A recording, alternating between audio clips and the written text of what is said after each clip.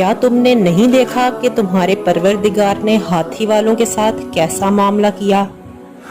کیا اس نے ان لوگوں کی ساری چالیں بیکار نہیں کر دی تھی اور ان پر گول کے گول پرندے چھوڑ دیے تھے جو ان پر پکی مٹی کے پتھر پھینک رہے تھے، چنانچہ انہیں ایسا کر ڈالا جیسے کھایا ہوا بھوسا۔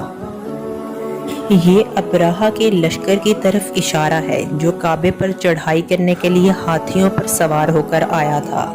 ابرہہ یمن کا حکمران تھا اور اس نے یمن میں ایک عالی شان کلیسا تعمیر کر کے یمن کے لوگوں میں یہ اعلان کرا دیا تھا کہ آئندہ کوئی شخص حج کے لیے مکہ مکرمہ نہ جائے اور اسی کلیسا کو بیت اللہ سمجھے۔ عرب کے لوگ اگرچہ بت پرست تھے لیکن حضرت ابراہیم علیہ السلام کی تعلیم و تبلیغ سے کعبے کی عظمت ان کے دلوں میں پیوست تھی۔ اس اعلان سے ان میں غم و غصہ کی لہر دوڑ گئی اور ان میں سے کسی نے رات کے وقت اس کلیسا میں جا کر گندگی پھیلا دی اور بعض روایتوں میں ہے کہ اس کے کچھ حصے میں آگ بھی لگائی۔ ابرہہ کو جب یہ معلوم ہوا تو اس نے ایک بڑا لشکر تیار کر کے مکہ مکرمہ کا رخ کیا۔ راستے میں عرب کے کئی قبیلوں نے اس سے جنگ کی لیکن ابرہہ کے لشکر کے ہاتھوں انہیں شکست ہوئی۔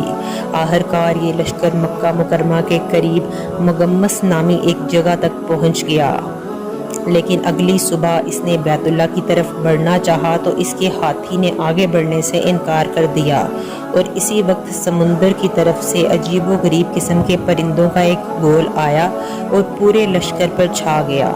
ہر پرندے کی چونچ میں 3 کنکر تھے جو انہوں نے لشکر کے لوگوں پر برسائے۔ ان کنکروں نے لشکر کے لوگوں پر وہ کام کیا جو بارودی گولی بھی نہیں کر سکتی۔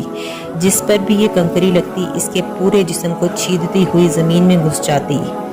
یہ عذاب دیکھ کر سارے ہاتھی بھاگ کھڑے ہوئے۔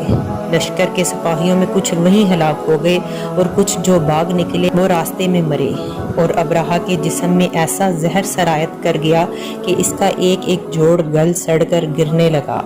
اسی حالت میں سے یمن لایا گیا اور وہاں اس کا سارا بدن بہہ کر ختم ہو گیا اور اس کی موت سب سے زیادہ عبرتناک ہوئی۔ یہ واقعہ حضور صلی اللہ علیہ وآلہ وسلم کی ولادت باسعادت سے کچھ ہی روز پہلے پیش آیا تھا اور حضرت عائشہ اور ان کی بہن حضرت اسما نے ان 2 اندھے اپاہجوں کو دیکھا ہے۔ اس صورت میں اسی واقعہ کا تذکرہ فرما کر آن حضرت صلی اللہ علیہ وآلہ وسلم کو تسلی دی گئی ہے کہ اللہ تعالیٰ کی قدرت بہت بڑی ہے، اس لیے جو لوگ آپ کی دشمنی پر کمر باندھے ہوئے ہیں آخر میں وہ بھی اصحاب الفیل کی طرح منہ کی کھائیں گے۔